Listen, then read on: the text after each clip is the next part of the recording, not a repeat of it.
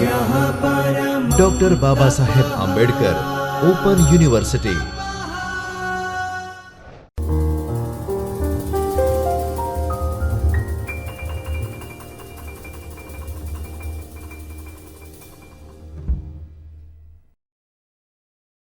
Hello students, welcome to the Film Studies course that is offered by the Babasaheb Ambedkar Open University, and I'm happy to spend some time with you, at least during the introductory lecture, where I would be talking about the basics of films. So what goes into filmmaking? And that is exactly what we need to understand if you need to understand what films are. So I'm sure that all of you have watched films, all of you watch films, you enjoy films. But when we talk about films, at least in the field of what we call film studies, then we need to study films. So it's not simply watching films, because when we watch films, we enjoy films. We talk about the storyline, we talk about the heroes, we talk about the heroines, etc., etc. But when we talk about film studies, then we are studying films. We are studying films in a certain way. And what we are planning to do today is we are trying to understand how do we study films. So what are the things that goes into filmmaking, for example, what are the different elements of films, etc., etc. So let's begin by talking about what makes a film studies. So what is film studies? So we need to understand that before we start understanding uh, what is that we are going to do in film studies. So in a very simple definition, film studies is a study of films in its aesthetic, technological, and cultural context. Now we need to understand these three terms separately. So what do we mean by aesthetic? We know that like literature, films also has certain aesthetic qualities, certain qualities of, let's say, beauty, certain qualities of composition, certain qualities of arrangement, certain qualities of proportion, etc., etc.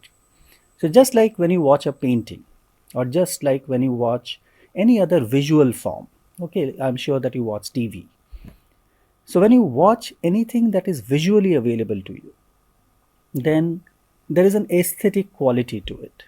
And one of the things that you try to understand, for example, in a painting, is how are the colors combined? What is the nature of the perspective? How is the figure produced? How is the figure represented? Etc. etc. So when you look at these kind of visual forms, then there are certain aspects that add to its aestheticism. And that is exactly what film studies also looks at. So how is a film composed? What are the different elements of a film that makes the composition? What are the different elements that make, for example, the camera, the cinematography, the editing, the sound, etc., etc. We'll look at them separately as we go through the course. But for today, let's just keep in mind that there are certain aesthetic qualities that a film contains, and those aesthetic qualities are important for any kind of a film. The second aspect, of course, is a film is a technological medium.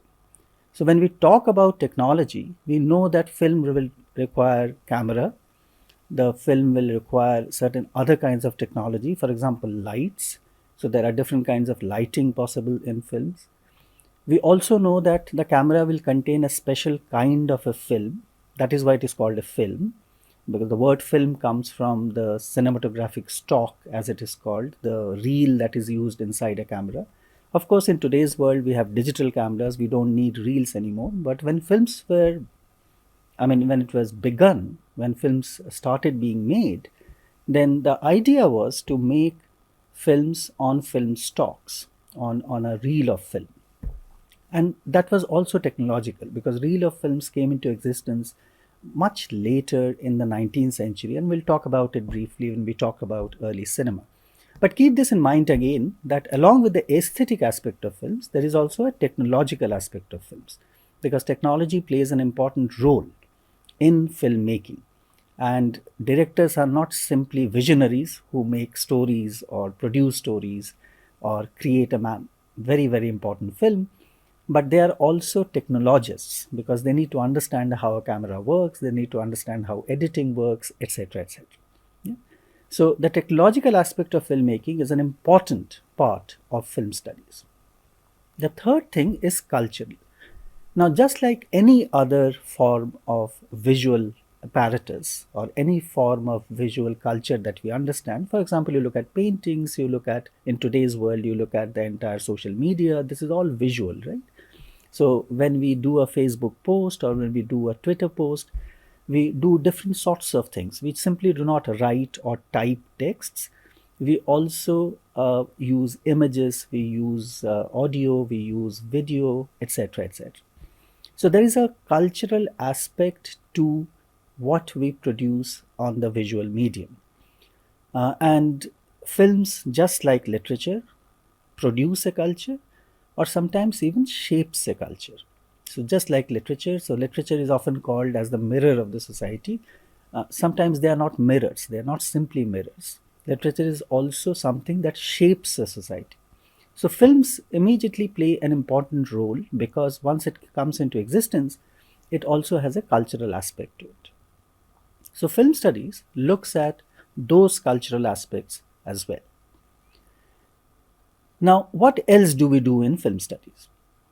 We also study films as content. So every film, most of the films that we watch today, when we go to theater, when we go to multiplex, when we watch a film, what we tend to watch is also the content of the film. So there is a storyline in the film, there is a narrative in the film, and we tend to watch the content in that sense. So we enjoy the story or we don't enjoy the story, or we say that it is not really worth the money that I spent at the film theater, etc. But the film is also a medium because it is being exhibited. There are certain channels of exhibition in films. For example, when you watch a film, then you have to buy a ticket. You probably are going to watch a film because you like certain kinds of films and therefore you are going to watch it, or you like certain kinds of actors or certain kinds of directors and therefore you're going to watch the film. The film is also a medium. So film studies also studies not only the content, the story, the narrative, but also the medium. So that is also an important aspect of film studies. The third point on the slide that you see over here is films is not simply what you see. Films is also something that you experience. So as an audience. So you must have heard that in box offices, some films are hits, some films are flops, etc. Now these hits and flops are decided by particular audiences. So some film becomes very popular, some films do not become so popular, some films lose money, etc. So when we study films, it's also important to understand that films is not simply the story in the film, but what impact the film has on the audience. So that is an important aspect of filmmaking. So when we do film studies, remember the director or the producer of the film is also keeping in mind that this is the audience that is going to come and watch the film. And keeping that in mind, they produce the film, they spend money on the film, they spend money on actors. And then when the film is screened, when the film is distributed and screened in theaters, then you notice that some films flop, some films become successful. So film studies also looks at what is the impact, how do the audiences watch films, what are the reactions of audiences. So that is also one aspect of film studies. Yeah? The fourth point on the slide that you see is that sometimes you can study films through particular elements in the film.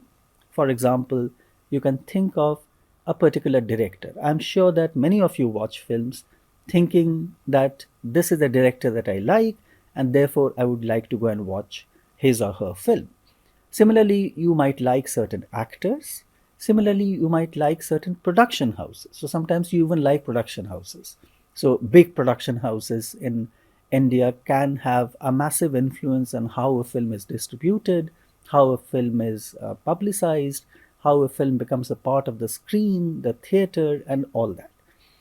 So film studies also might look separately into these elements of films. So you can have directors, so you can study directors, you can study actors, for example, stars. Big stars have a big screen presence, And if you have a big star in a film, then you are aware that uh, much more people are going to come in because there'll be more fans, etc., etc. So this is also what film studies looks at. So it looks at directors, which are sometimes called the auteurs. So authors, it's a French word which means basically a creator. And of course, you have actors who are stars. You have production houses, which can be studios, etc., etc. Yeah? So this is one aspect of film studies, and this is what we study in film. So as you can see, it's a massive field. So it's not simply that films are stories and you need to study the stories. There is different kinds of things that go into making a film, and then that becomes an important aspect of film studies. So everything that is associated with films is a part of film studies. Let's then understand, or try to understand very briefly, how do we study films, yeah, as a medium. We will also look at how do we study films as a content later, and we'll also look at how do we study films as an audience when we take up early cinema, etc. So how do we study films as a medium? Now, all of us are aware that films is a visual medium, right? It is pictorial. So there are images that you watch on the screen, and these images are shot in a camera, and then they are projected onto a screen. And there is a certain technology of the camera that produces a film. So as a pictorial medium, films play a very important role in terms of how the images are constructed, how the images are produced, how the director forces you to look at an image in a certain way. Because remember, you don't have the camera as an audience, it is the director or the cinematographer who has the camera. So the way the camera is placed, the way the camera is used in a film, is also something that is extremely important in creating meanings in a film. So when we study literature, we know that literary texts have meanings, and that's why we study them. So when we look at films, we also look at the different visual images, the different pictures, the different pictorial qualities of the film that are present in the film, and then we try to study them. So that is one aspect of film studies. The second aspect we know is that film also has movement. So film is not like a painting which cannot move. The film is not like a photograph. So a film is a series of photographs actually which can then produce movement. So films therefore are also kinesthetic. So that's the second point. So kinesthetic, the word means that which contains movement. And movement, remember, is very important for films, because without movement you will not watch films. Imagine going to a theater and then someone shows you a series of photographs. Now, if you watch a series of photographs, then you're not going to enjoy the film at all. You're going to have a look at the film and say, this is not a film at all. So what you do, therefore, when you go to watch a film is not only look at the pictures, but also look at moving pictures. And that is why films are sometimes called movies, primarily because the pictures move. That's why the word movies is used for films. The third aspect of films is it also contains sound. Now, we will take up sound later in one of the units, but here very briefly, I would like to tell you that sound was not always a part of filmmaking. So when films were originally produced, when films came into existence, there was no sound at all. So they were what was known as silent films. But there is a problem with the term silent films, because films were never silent in that sense. But what I mean by silent films is that there is no sound in the film itself. Okay? And this happened for a very long time, till 30 or 35 years later, sound was introduced into films and it became an inevitable part of films. So it became an intrinsic part of films. So you cannot think of a film without sound nowadays. So sound plays a very important role in making meanings in a film. Imagine a film which you are watching and people are just moving their lips and you cannot hear the dialogues. Now, if that happens, then obviously you are frustrated because you are expecting certain amount of sound to be present in the film to make meaning out of it. So the third aspect of sound is very, very important in films, and sound can be used in very creative ways in filmmaking to understand what a film is doing. Again, we'll look at it in greater details when we look at each aspect during this presentation. The fourth aspect of filmmaking is that it is temporal. Now, what is temporal? Something that has to do with time. Okay. Now, remember, films are also about time. So, there is a temporal quality, a time quality to films. So, when we look at films, we know that a film begins somewhere, goes somewhere, and then ends somewhere. And we also know that time plays an important role in making or constructing films. Okay? So you can slow down time, you can speed up time, etc.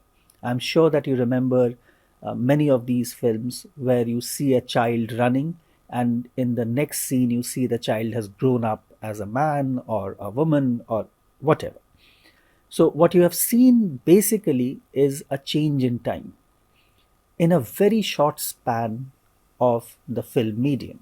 So, when you have time as an important aspect of filmmaking, then film studies also looks at how time is manipulated in films, because we know that certain films begin with the childhood of a person, ends with the old age and death of the person, just like literature. So, just like literature moves from one time to another time, films also move from one time to another time. And that is an important aspect of filmmaking. And that is also something that film studies looks at. The other two aspects are related: narrative and dramatic. Now we know, now again remember that films for a very long time did not have narratives. So when we look at early cinema, very, very early cinema, they did not have a story. They would simply capture a moving image, and then that moving image was shown to the audience. So when we talk about early cinema later during the course, we will see how early cinema did not have narratives at all. But narratives became important for films, and it was soon realized that narratives play an important role, especially for production houses, because narratives sell much better than if you simply show movement on screen. So, if you can tell a story through films, that is an important aspect of filmmaking. And therefore, narratives became an important aspect of films themselves. And therefore, you had screenwriters, you had many important authors who, for example, contributed to films and who also wrote the scripts of those films. Many of the important dialogues which you remember in your life when you watch films come from important authors. So, narrative becomes an important aspect of filmmaking in that sense. Related to this, of course, is that it has to be dramatic. Any film, whether it is an art film or a mainstream film, needs to be dramatic, because you cannot sit in a theater and be shown just the same thing over and over and over again. So there is dramatic action in most of narrative films, and this is a very typical aspect of narrative films, because narratives almost inevitably dramatize. So, dramatization is an important aspect of narrative, and therefore, dramatics is also an important aspect of film studies. So, you look at how theater, for example, has influenced films. You look at how dramatic sequences are created in films, how dramatic sequences are part of narrative making, etc. etc. But film also can be seen through characters. So I'm sure that all of you remember very specific characters in very specific films. Those characters have touched you, you have been very moved by certain characters, etc. Irrespective of who the actor is. More than the actor, you actually remember the character. And therefore, character studies is also a part of film studies, and we will see how character studies are done later during the course. The final point that you're seeing on this slide is that film studies also looks at what is known as mise-en-scène. The mise-en-scène is basically a concept that is taken from theatre, and we will talk in greater details about mise-en-scène when we talk about films later.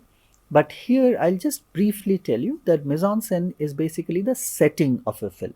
For example, when there is a recording happening right now in the studio at Baba Saheb Ambedkar Open University, there is a certain setting. So I'm sitting in front of a camera, I am looking at a camera, there are lights around me, there is a PowerPoint slide in front of me. So all this needs to be set up.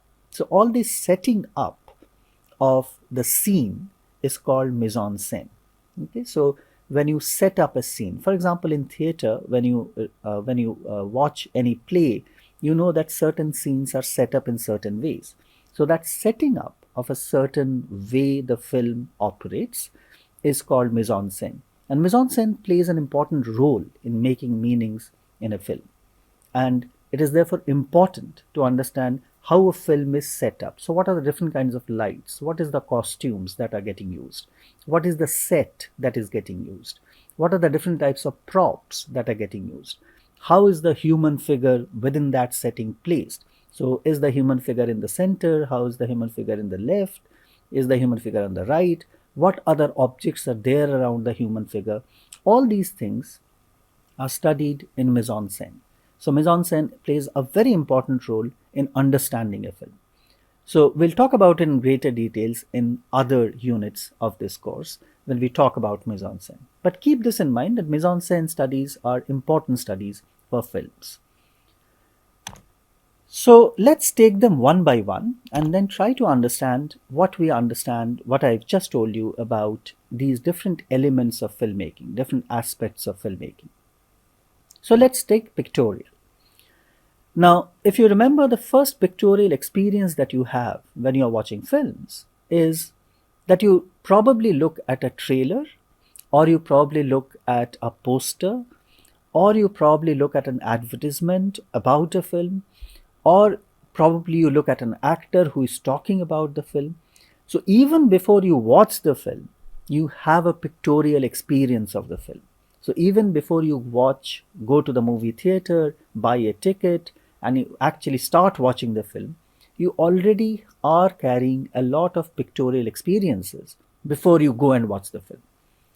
And that is an important aspect of a film experience. So the film is pictorial not only in the sense that it contains images, it contains certain kinds of pictures, it contains moving forms of images, etc., etc. But it also, as an audience, you start experiencing a film through different sorts of elements that you have already encountered before you watch the actual film. So you look at posters, you look at advertisements, you look at trailers, you look at interviews, you look at reviews, and then you go and watch the film. So you have already a pictorial experience before you go into into watching a film. So that entire visual experience then is completely clubbed up, it's put together when you talk about the film. So it's not simply about watching the film, but about what happened before watching the film and what happened after watching the film, etc. So what is the pictorial experience? Now we know that cinema is a projection of a three-dimensional world onto a two-dimensional screen. So what you witness is in 2D. Though you might have certain kind of virtual experiences now, for example, you can have films in 3Ds and 4Ds, but you know that finally these are illusions. So when you watch a 3D film wearing a particular 3D glass, then you might have certain illusory experiences of things coming towards you or walking on the river or whatever. But it is not really something. So the moment you take off the glass, everything is blurry. Yeah? You realize that it's only the glass that is producing that illusion. So we know that for a very long time, cinema was a three-dimensional world. So the world that we live in is three-dimensional, that is projected onto a two-dimensional screen. So the pictorial quality of a 3D world into 2D screen has to be recreated. You need to feel that though you are watching 2D, it is actually 3D. And this is what films do. So they create an experience where the moving images have such a pictorial quality that even the three-dimensional world that we live in, where we can touch, smell, etc., can be recreated in a 2D space. So that is what happens through the pictorial quality of the films. We also know that films deal with space, and that is the second point. So, the forms of the images and the images that are used in certain spaces. Now, we know that films have certain locations, certain settings, and for example, you see a character in a certain village, or you see a character in a city, etc., in a house, in a room, in a field, in the middle of an ocean, depending on the kind of film that you're watching. Space plays an important role in what the film is constructing. Okay, so remember I told you about time, but space is equally important in film because the space gives you an idea, a kind of familiarity with the film. So if you see a field, you know where the character is, what the character is doing at that point of time. So if you have a very close up of a character, you don't know where the character is, then you feel uncomfortable because you want to see where the character is. So the location of the characters and the location of the actors and the use of space in a film is very, very important. And this is what again film studies looks at. So how spaces are used in films. The third thing, of course, is the size of the cinematic image. So how big is the image? How small is the image? Now, depending on the camera position that you have, images can be made very big or they can be made very small. So imagine a camera that is placed on the top of a building and then it is shooting a person who is walking down on the street. So we'll see the person as a very small, tiny person walking in the street. Yeah? But I can also change the camera angle. So I can place the camera at what is known as a low angle and then shoot a person from that low angle, and that person will look bigger than the person really is. So I can change the nature of the object by manipulating the size of the object through the camera. And that also plays an important role in understanding films. So why is a person shown as small? Why is a person shown as big? Etc. etc. Why is a city shot from the top? Why is a city shot from below? Etc. So all these cinematic images play an important role in understanding what films do. So this is the general pictorial aspect of films. Let's now look at the second point that we talked about, and that was that films contain action, that films contain movement, and therefore they are called moving images. That's why they are called movies. Yeah? So what is the kinesthetic part of films? We know that if we look at a painting, we don't expect a painting to move. Or when we look at photographs, we don't expect photographs to move. But films, and especially when we go to watch films, we expect the movement in films. You cannot not expect that if you go to watch a film, that there is no movement at all. And the kinesthetic aspect of films is very, very important because the movement also creates narrative, the movement also creates time, the movement also creates space, and we'll look at these aspects later. But the idea is the movement in the film is something that attracts you, that thrills you, that makes the film look lifelike. So the movement is an important aspect of films in that sense. Now, this movement can be done in two ways. Okay? So, one movement, of course, is the actors or the characters move and the camera follows them. But the second kind of a movement is the actors and the characters don't move, but the camera moves. Okay, so the movement can be created in films in two ways. So, one is, of course, let's say a person is riding a train and the camera follows the character in the train. So, that's one kind of movement that the camera captures. But it can also be that a person is sitting at a table and the camera is moving around the person on the table, though the person is stationary, the person is not moving at all. So, in that case, there are two kinds of movements that are happening. So, one movement is when the action or the character is moving, and the second movement is when the action is happening because the camera is moving. Okay? So, the kinesthetic nature of what kind of movement is happening also produces meanings in films. And those meanings are important to understand what the film is trying to do. So why is the camera moving and the character not moving, while why is the character moving and the camera not moving, etc. So these kind of different things that happens in films are important aspect of film studies. Let's look at the third one, the cinematic image as sonic or sound. So sound is important for films. Now, when we look at films, we are expecting, especially when we go to watch films today, we are expecting sound in it. We cannot think of films which do not have sound in it.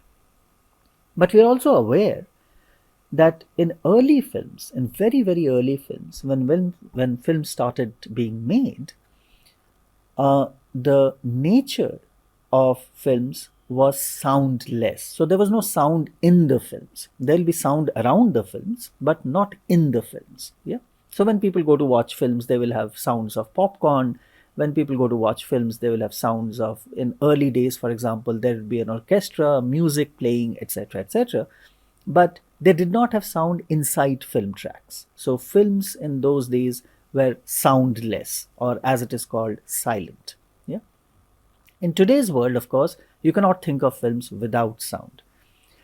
And sound plays a very important role. So sound can be of different types. For example, dialogues, for example, music, for example, background, for example, special sound effects that you create for films, etc., etc. You can also have silences. So sometimes you can have scenes where there is no sound at all. Yeah? So there can be different types of sounds that are used in films. And these sounds also produce certain kinds of meanings. So until and unless you are not aware of sound being used in the film, you also understand the film through the sound, through a particular kind of music, or through a particular kind of dialogue, or through a particular kind of background sound or background music that is created, through sound effects that are produced, etc. And those also add to the meaning of the film. So the sonic aspect of film, or the sound aspect of film, is an important aspect of filmmaking. The other thing that we talked about was that the cinematic image is also temporal. It contains time. Okay. So what do we mean it contains time? So as I said, when in literature, for example, when you read a novel, or when you read a short story, or when you read fiction of any type, then you know that the fiction generally contains a certain kind of temporality, a certain kind of time. So there is a time movement in films. So films might start with someone's childhood, might go on to the death, etc., etc. Okay? And temporality plays an important role in films. But again, there are different ways of producing time in films. The cinematic images are not only therefore dynamic in terms of space, but also dynamic in terms of time.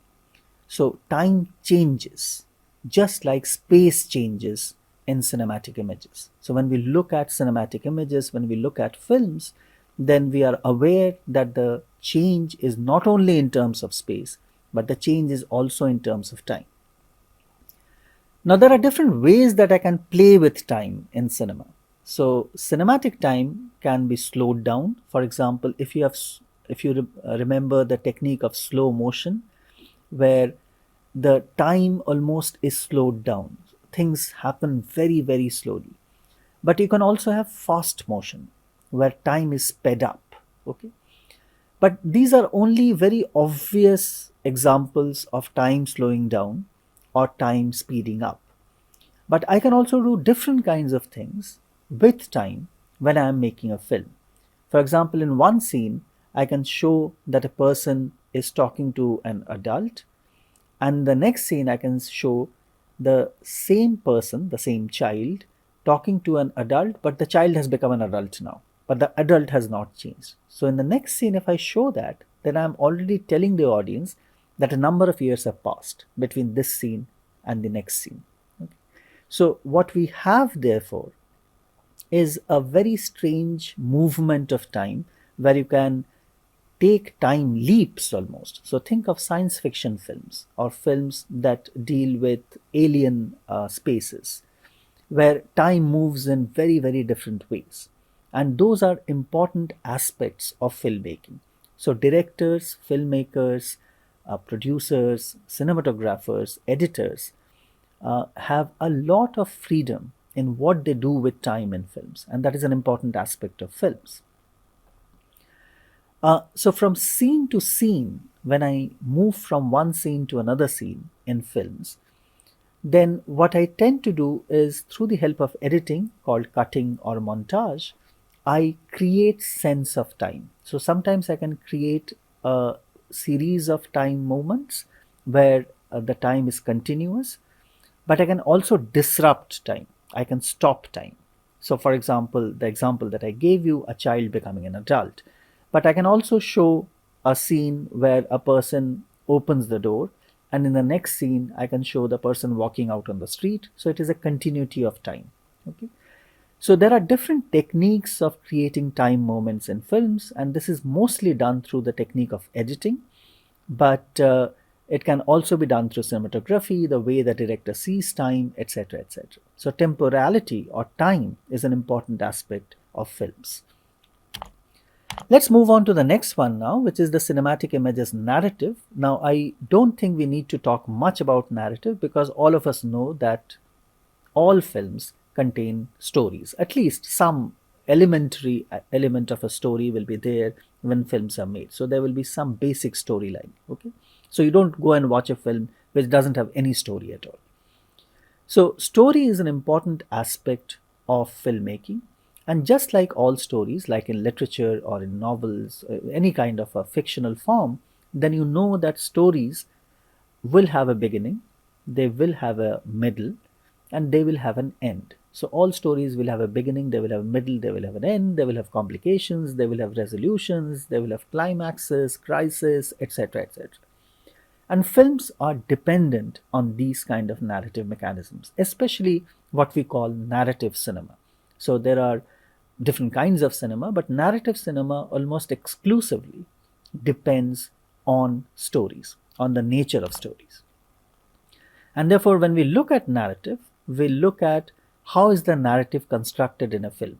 But we must keep this in mind, remember, that when we are looking at narrative, we are not looking at literary printed narrative in a film. Because film narratives are also created through the other elements that we have talked about. So, film narrative is created through time, film narrative is created through space, film narrative is created through sound, through cinematography, through editing, through different sorts of elements that go into it. So it is not simply a script because the script is shown to you, it is made visually possible to you, it is made as an image at the end of it.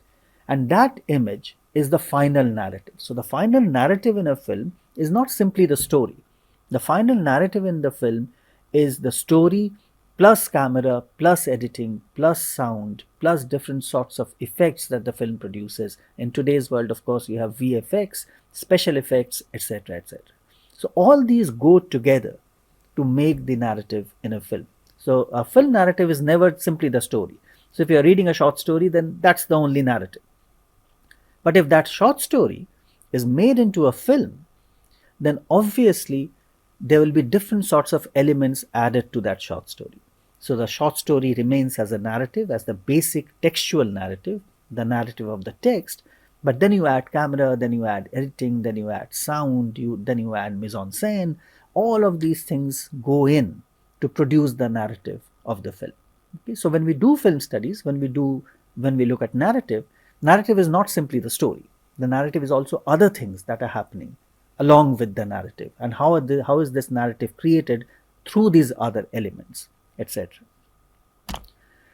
Let's now move on to the dramatic aspect, which is related to the narrative aspect, as I earlier said.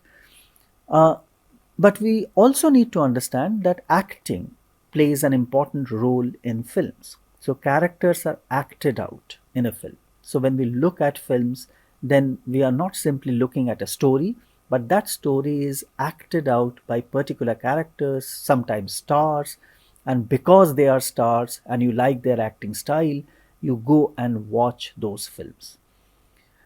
That is why the dramatic aspect of film is an important aspect of filmmaking. Now we know that different actors use different types of acting style.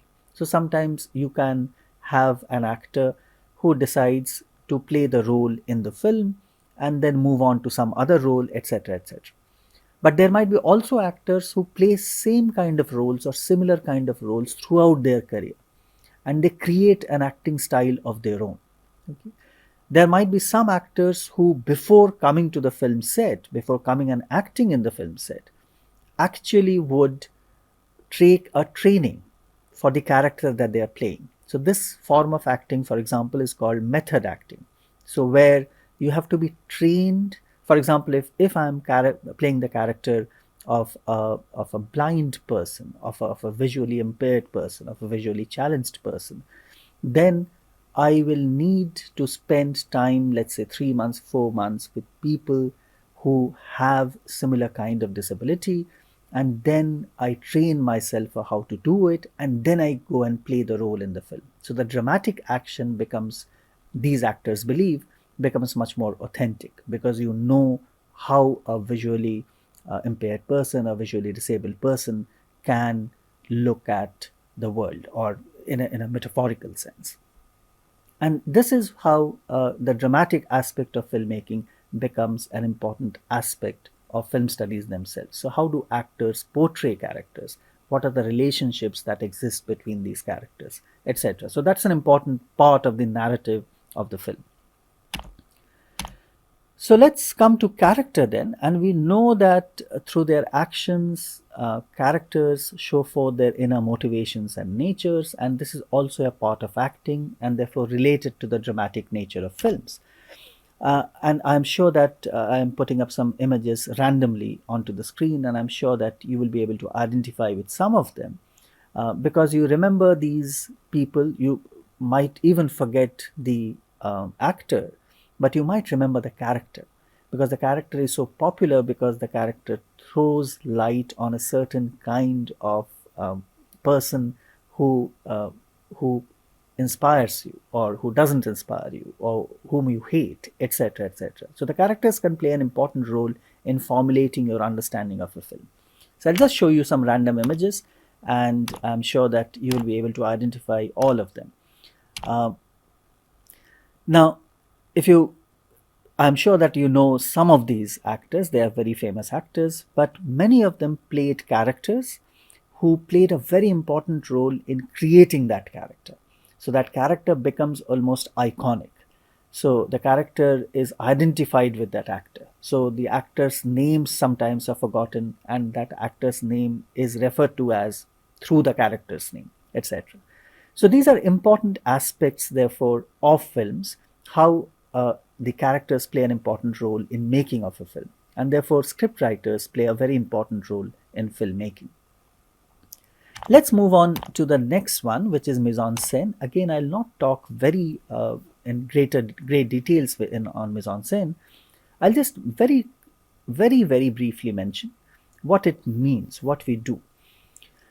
Now we know that mise en scène will require objects, will require backgrounds. They are put together in front of a camera. Remember, because the camera frame is limited. Okay, so you cannot have a certain objects, certain characters outside the frame. So everything has to be inside the frame of the camera. And therefore, when a scene is set up for filmmaking, then we are aware that it is being set up with a particular purpose. So where will the actor stand? Where will the table be? Where will be the mic? Where will be the TV? If it is a dining room scene, where will be the food? Because all that needs to be within the frame of the camera. It cannot be outside the frame, because otherwise, I mean, it will look very odd that the characters are outside the frame. So it is all set up. Now this setting up is called mise en scène. So this setting up of different objects, different backgrounds, that produces the aesthetics of cinema is called mise en scène. And if you are watching a history film, for example, so if you look at historical films, or if you are looking at dream-like films, or films that has a lot of spirituality in it, then I need to set it up in such a way that it produces those emotions. I need to set it up in such a way that it looks like a dream or it looks like a historical set. Otherwise, people will look at a set and say, this doesn't look like that historical period at all. So I need to think about different sorts of things. For example, even the background, even the objects that surround an object or a character, even the things, the costumes that people wear, even the language that they speak. So all this needs to be set up. And this all forms a part of mise en scène. And therefore, it is interesting, especially in film studies, to look at mise en scène, to look at different aspects. What are the things that are there in a scene or in a certain frame? And can we use those different frames and different settings to understand what the film is trying to tell us? So, mise en scène analysis can be a very rich analysis of a film because it helps you identify, isolate scenes, and then look at those scenes as contributing to the greater meaning of the film. So, the larger meaning of the film. And remember, directors and cinematographers and designers and producers, they are very, very conscious about how a frame looks like, how a scene looks like, etc., etc. And therefore, studying them in depth is very important to understand a film. So that is what mise en scène analysis or mise en scène studies do. They look at particular aspect of a scene or a sequence and then try to understand what goes into that. Now, I've been using these words like scene and sequence for a very long time. So I think before we end, I must tell you that there are three basic things in a film. So one is called a shot. A shot is basically a very small instance of a cinematic scene. So a shot might be a few seconds long, it might be very long, etc., etc. Shots are then combined to create a scene, and scenes are then combined to create a sequence. Okay, so these are the three basic terms that are used in film studies, and you will encounter these terms again and again as you go through the course. So remember these three terms: shot, scene, and sequence. So shot is something like, if you have interested in language, so shots are something like phonemes in language. So basic sound that you produce, those sounds are then combined to form a word, so which has meaning, and then words are combined to form a sentence. Similarly, in a film, you have the shot, which is then combined with other shots to create a scene, and then those scenes are combined to create a sequence. So these three terms should be kept in mind when we are looking at films. So when we look at films, how are they related to literature? And that is an important aspect, because when we are doing film studies in MA in English, what is the relationship between films and literature? Now, we know that theatre for a very long time had a very strong influence on filmmaking, and it was an important aspect of filmmaking. In fact, many of the early films, many of the early narrative films that you watch are actually based on plays. In fact, some of the early films in India that were made were recordings of plays. So a play will be going on in a theater, a play will be going on a stage, and then someone will come and set up a camera and record that play. So these were early instances of filmmaking in India and in many other parts of the world. Now, theater was ready made film because theater contains almost all the aspects that a film contains. So, if you remember, it is temporal, it is spatial, it has mise en scène, it has movement, it has dialogues, it has action, it has characters, actors, everything. So, theater almost has everything that a film has.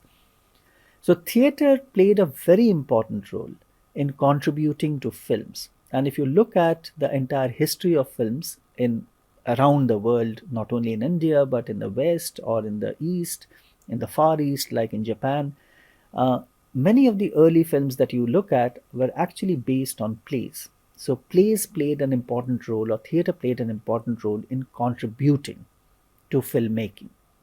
And therefore, there is a very strong link between literature and films. So, there is a very strong connection between films and literature, because many of the plays were adapted to make to be made into films, just like many novels, many short stories were adapted to be made into films.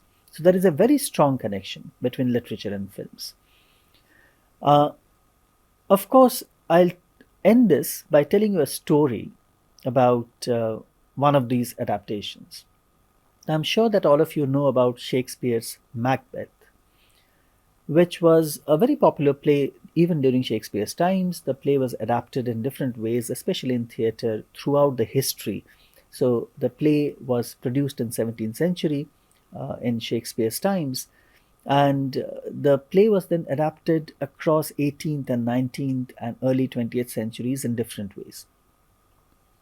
Interestingly, we have two versions of the play in films, two very famous versions.